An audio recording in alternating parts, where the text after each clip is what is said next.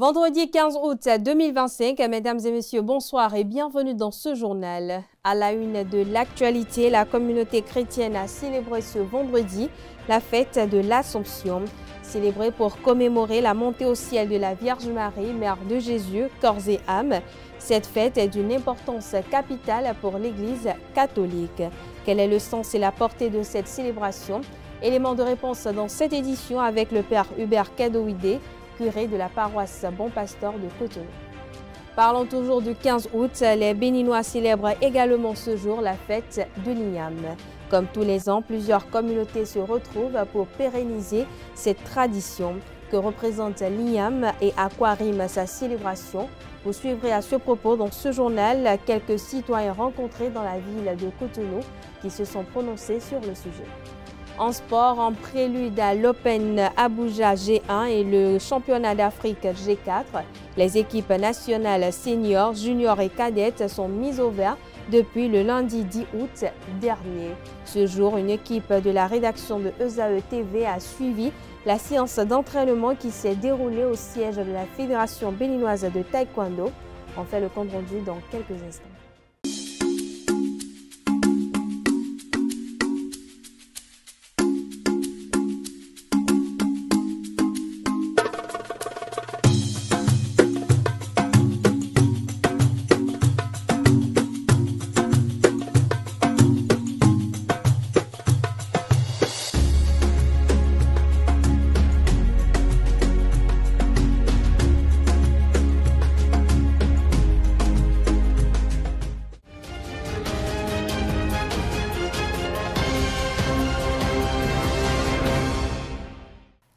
À nouveau, bonsoir. Merci de nous préférer pour vous informer. La communauté chrétienne a célébré ce vendredi la montée de la Vierge Marie au ciel. C'est une solennité qui revêt une grande importance capitale pour l'Église catholique. En ce sens qu'elle marque la consécration à la Vierge Marie, Mère de Jésus. Quel est le sens et la portée de cette célébration? Élément de réponse avec le Père Hubert Kadoïdé, curé de la paroisse Bon Pasteur de Cotonou. Des propos recueillis par Nansirine Fatoumbi et Francis Ola Farami. Alors, il faut d'abord faire la différence entre l'Assomption et l'Ascension. L'Ascension, c'est Jésus qui monte au ciel, alors que l'Assomption, c'est les anges qui sont venus porter Marie, dont le corps ne peut plus connaître la déchéance du tombeau. Et c'est simple, on peut dire, comme disent les théologiens, que devant le corps de Marie, le diable la mort a signé forfait, puisque la mort a été déjà confrontée par le corps du Fils de Dieu, que la mort a été obligée de rejeter 3 jours après. Donc si le Fils, par son corps, par son être entier, a déjà vaincu la mort, et que ce Fils a reçu son corps de la Vierge Marie qu'il a fécondé avec la puissance de l'Esprit Saint, il est tout à fait normal qu'il n'y ait plus de combat entre Marie et la mort, puisque le Fils l'a déjà rendue victorieuse de cette mort et la protection de son corps immaculé est portée directement au ciel. C'est ce que nous célébrons et nous espérons que comme Marie, même si nous connaissons la déchéance du corps, que nos corps en Jésus-Christ est transfiguré et que nous devenons co-héritiers avec Marie du royaume des cieux. La célébration de l'Igname, produit alimentaire classé dans le groupe des tubercules, est une tradition au Bénin. À la date du 15 août de tous les ans, plusieurs communautés se retrouvent et pour pérenniser cette tradition. Que représente l'Igname et à quoi rime sa célébration? Élément de réponse avec quelques citoyens rencontrés dans la ville de Cotonou qui se sont prononcés sur le sujet. Des propos recueillis par Romaric Djessougoubouni. L'Igname, c'est un tubercule du Bénin. Bon, je ne dirais pas forcément du Bénin parce que dans d'autres pays aussi ça se mange. Mais ce que je sais par contre, c'est qu'au Bénin, c'est un tubercule vraiment particulier et chaque 15 août est dédié à la fête de cette tubercule où il est consommé de moins sous toutes ses formes. C'est-à-dire, il y a mon fruit, il y a mon cuit, même il y a mon pilé. Moi particulièrement, j'aime l'igname pilé. Donc en ce jour de fête de l'igname, je suis sorti prendre de l'igname pilé, histoire de me régaler et de faire honneur à ce tubercule. Là où se présente nouvelle igname, on fête l'igname pilé parce que quand on cultive l'igname, c'est nouvellement de la fêter. C'est pourquoi on fête, ça nous plaît de fêter l'igname pilé. L'igname, moi j'aime ça. Il y a l'igname qui a une signification chez moi. Alors j'aime ça. L'igname fait 9 mois. Lorsque vous mettez et vous plantez l'igname là, ça fait 9 mois sous terre. Hein? Et de même, l'âge de l'embryon, bien je vais dire du fœtus, dans le ventre d'une femme, c'est 9 mois. C'est 9 mois. L'igname là, c'est significatif. Ça comprend plusieurs avantages. Déjà, ça renforce, ça rend robuste. Quand vous prenez la majorité des notices, déjà il faut noter qu'au Bénin, l'igname est plus produit dans le nord et c'est envoyé au sud ici pour la consommation. Donc c'est une nourriture, un truc que les nordistes prennent. Quand vous regardez la morphologie des nordistes, vous voyez que c'est des personnes robustes, des personnes vraiment fortes. Donc on peut déjà de là te dire que l'igname, c'est une nourriture qui produit de la force. L'igname est un aliment très important, je vais dire pour tout le monde, mais en particulier pour les maquis. Et c'est leur... Bon, il y a les maquis de Savalou et les maquis papier partout. C'est leur culture préférée ça. Et autour de l'igname, ils se retrouvent pour célébrer et tout ce qu'ils doivent célébrer. Suivez mon regard. L'homme africain ne se retrouve pas sans invoquer Dieu ou des dieux. Parlons toujours de la célébration de la fête de l'igname, dont l'élément à suivre, Jacques Aguiadaro, anthropologue et en développement, nous fait découvrir l'origine de cette célébration et son interprétation selon les traditions béninoises. Il s'exprime au micro de Nansirène Fatoumbi Francis Ola Farami. La sortie de l'igname est ritualisée.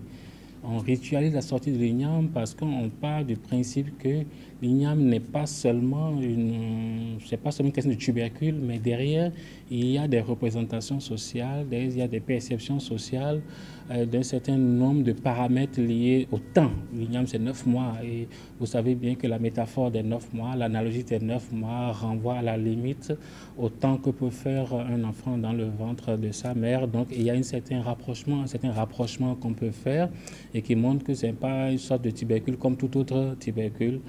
Après, le volet rituel aussi de la sortie de l'igname suppose un certain nombre de pratiques qu'on mène, notamment la consultation, pour savoir un petit peu sous quel registre on rentre dans cette dans ce nouveau cycle de consommation de l'igname. C'est pour ça qu'on demandera à tous les profanes de s'abstenir, n'est-ce pas, de prendre de l'igname tant qu'on n'a pas effectué le rituel officiel de sortie d'igname. Et ce rituel permet de voir un peu tous les codes sociaux qu'il y a autour de la consommation de l'igname, parce que derrière ce rituel, il y a ce qu'on peut appeler la consultation du phare, après il y a l'interprétation du phare, il y a peut-être le message divinatoire, et après tout ce qu'on peut appeler les rites d'expiation, les rites de purification, de tout ce qui sort derrière, avant qu'on ne dise, bon, vraiment, le signal est donné. Ça suppose que quand vous appartenez à une certaine communauté, notamment les communautés et Savalou et autres, lorsque vous consommez l'igname, pendant qu'on n'a pas encore fait les recueils de l'igname, vous êtes dans une déviance sociale. Donc, vous pouvez avoir faim et ne pas être en mesure de consommer l'igname parce que vous avez l'igname autour de vous. Mais l'igname que vous avez n'est pas encore mise en consommation. Et lorsque vous consommez ça, vous êtes dans ce qu'on peut appeler une déviance sociale, une déviance au niveau communautaire. Donc, cette manière de codifier, cette manière de créer un environnement purement culturel et culturel autour de l'igname montre qu'on nourrit le corps et on nourrit aussi l'esprit. Et nourrir le corps et l'esprit, c'est nourrir la complétude humaine, à la limite. C'était également l'occasion pour l'anthropologue d'évoquer cette fois-ci la relation entre l'igname et le phare. On le suit à nouveau. Quand on rentre dans un registre de consultation du phare, c'est une sorte d'interrogation, c'est un dialogue avec le divin pour comprendre le message, pour décoder. Mais le plus important, c'est déjà de comprendre que on tend à faire un peu une sorte de rapprochement, n'est-ce pas? On tend à faire un rapprochement entre la vie humaine et vous savez que l'être humain est sacré. Et lorsqu'un enfant reste dans le ventre de sa maman pendant 9 mois, ce qui sort n'est pas seulement une vie physique, c'est toute une entité spirituelle, c'est toute une entité culturelle sur laquelle il y a certainement un message, il y a certainement une certaine relation avec l'ordre divin, l'ordre immatériel.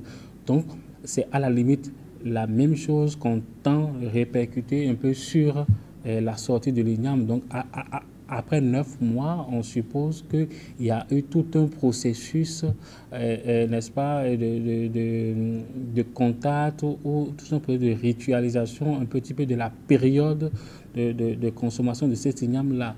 Maintenant, qu'est-ce que le phare va révéler?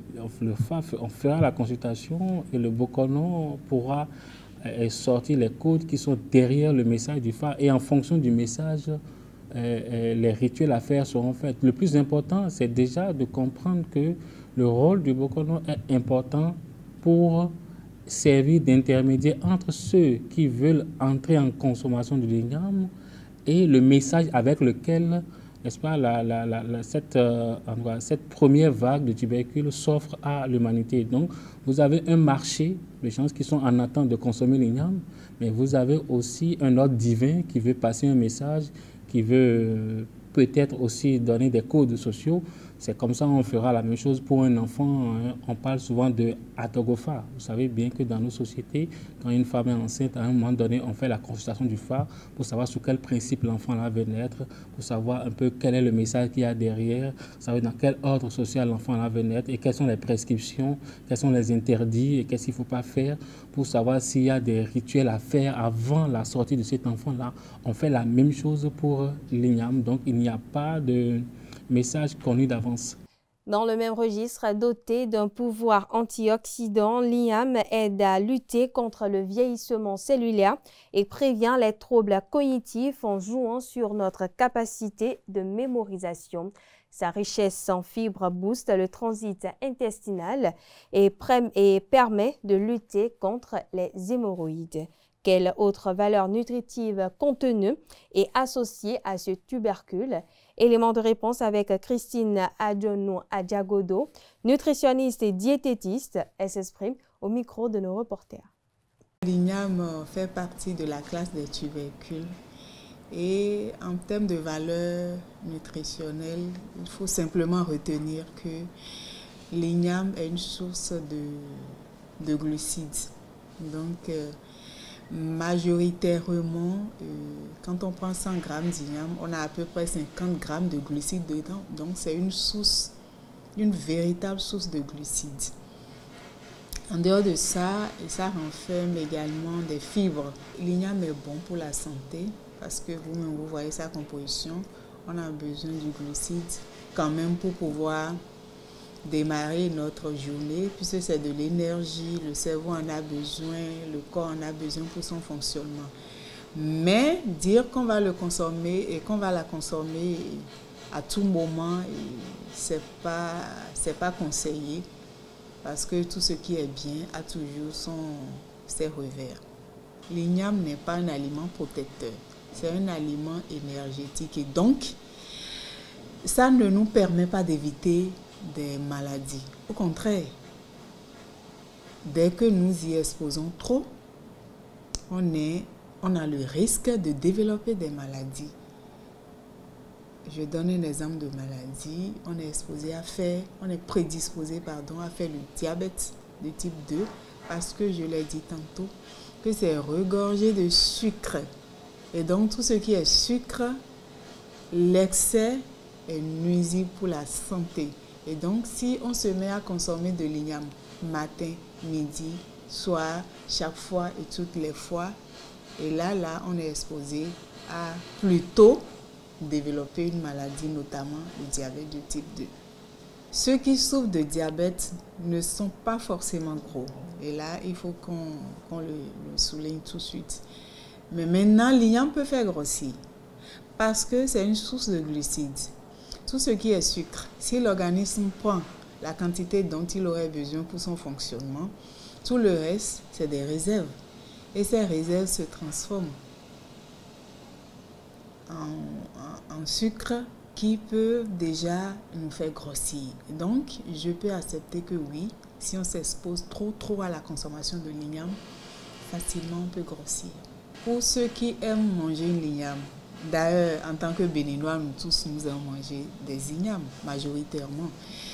Pour ceux qui aiment manger l'igname, je dirais simplement que c'est bien de consommer les ignames. D'abord parce que c'est une source d'énergie, mais de ne pas trop en exposer. En dehors de ça, de toujours accompagner l'igname avec d'autres nutriments, notamment tout ce qui est protéines et tout ce qui est vitamines et minéraux. Dans le reste de l'actualité, les partis politiques et les organisations de la société civile sont invités à une séance d'échange et de formation initiée par l'Agence nationale d'identification des personnes, ANIP. La rencontre est prévue pour le samedi 16 août 2025 au ministère du Travail et de la Fonction publique. Il s'agit d'une séance d'échange et de formation à l'attention des représentants des partis politiques et de la société civile. Au total, 10 représentants de chaque parti politique sont attendus à cette rencontre. L'objectif est de présenter et familiariser les 10 représentants avec les plateformes numériques de l'ANIP, notamment celles dédiées à la consultation, au transfert des votes vers un centre de vote, à la demande de correction de données et à l'obtention de la pièce ou des pièces d'identification. D'après le chronogramme publié le 11 août dernier par la Commission électorale nationale autonome Sénat, la liste électorale sera affichée du 15 au 29 octobre 2025. Dans un autre registre, le gouvernement béninois, à travers le ministère des Affaires étrangères, a réagi à la décision des autorités gabonaises interdisant la pratique de certaines activités du secteur informel aux étrangers. À ce sujet, le Bénin envisage très prochainement une opération d'identification et de recensement des candidats au retour volontaire. À travers un communiqué, le ministère des Affaires étrangères a réaffirmé sa détermination à veiller en toutes circonstances à la sécurité et au respect des droits des ressortissants béninois vivant à l'étranger. Le gouvernement du Bénin rappelle à tous les ressortissants béninois l'obligation de respecter scrupuleusement les lois et règlements des pays d'accueil. En coordination avec les autorités gabonaises, le ministère des Affaires étrangères initiera dans les prochains jours une mission d'identification et de recensement des Béninois candidats au retour volontaire, précise le communiqué. Direction la Cour de répression des infractions économiques et du terrorisme CRIET à présent. La Cour a condamné ce jeudi 2 responsables de la mairie de Porto Novo et plusieurs personnes à 3 ans de prison ferme et 5 millions de francs CFA d'amende. Ces derniers sont poursuivis dans une affaire d'escroquerie en parcelle. L'ancien chef du service des affaires domaniales de la mairie a quant à lui écopé de la peine la plus lourde, à savoir 7 ans de prison ferme et 100 millions de francs CFA d'amende. Il a été reconnu coupable d'abus de fonction et de blanchiment de capitaux. Un ancien chef d'arrondissement a également été condamné à 5 ans de prison ferme et 50 millions de francs CFA d'amende pour des faits d'abus de fonction et de blanchiment de capitaux. D'un autre côté, un autre agent municipal a été condamné à 3 ans de prison ferme et 25 millions de francs CFA d'amende pour fausse attestation et blanchiment de capitaux. Dans son jugement, la Criette a ordonné la confiscation des parcelles appartenant aux différents prévenus au profit de la mairie de Porto Novo. Elle a également condamné le deuxième adjoint au maire à verser 5 millions de francs CFA de dommages et intérêts aux propriétaires d'une parcelle au cœur de l'affaire. Et puis on parle sport dans cette édition. Je l'annonçais d'ailleurs au sommaire, en prélude à l'Open Abuja G1 et le championnat d'Afrique G4.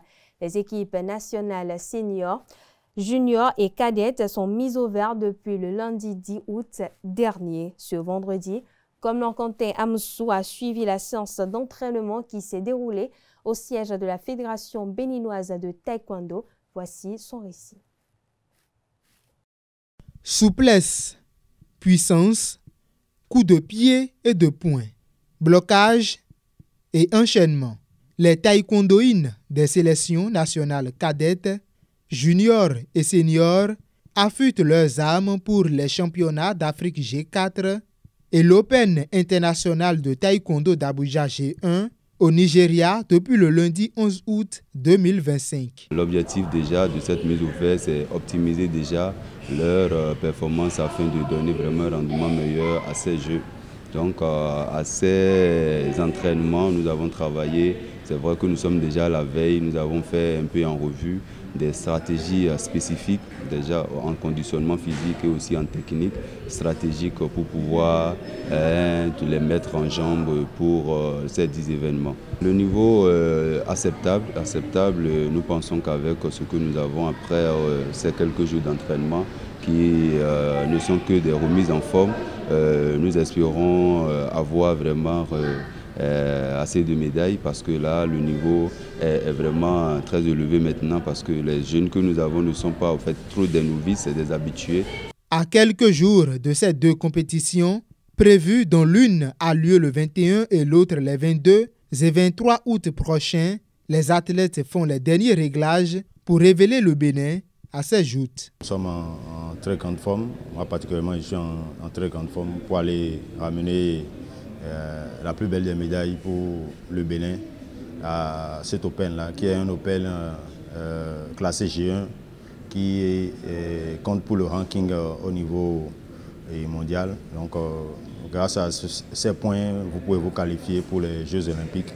Donc, nous avons toujours un rêve de participer aux Jeux Olympiques qui aura lieu bientôt à Los Angeles. Donc, nous sommes vraiment motivés. Et très motivé d'ailleurs pour aller ramener la médaille d'or pour le Bénin. À quelques jours de l'Open, bon, je suis un peu stressée, mais avec les entraînements et la motivation que nous donnent les entraîneurs et tout, je pense que ça peut aller, je pourrai gérer. Je promets la médaille d'or, bien que ce soit ma première compétition internationale, je ferai tout pour ramener la médaille d'or au Bénin. Personnellement, je suis vraiment content, motivé et je suis prêt à me donner à fond pour apporter la médaille d'or continentale au Bénin. Personnellement, pour notre préparation, je suis vraiment très confiant. À quelques jours, je sens que je peux avec tout ce qui a été mis à notre disposition. Les séances sont super fatigantes. Je me sens vraiment fatiguée, mais bref, je tiens bon pour donner le mieux de moi. La Fédération béninoise de taekwondo s'attelle à créer les conditions optimales de performance aux équipes nationales avec le soutien du ministère des Sports. Je tiens à remercier déjà le ministère des Sports et la Fédération béninoise de taekwondo qui a pu nous mettre au vert depuis quelques jours. Au bout d'une semaine de mise au vert, la délégation béninoise va s'envoler le 19 août 2025 pour la capitale nigériane, Abuja.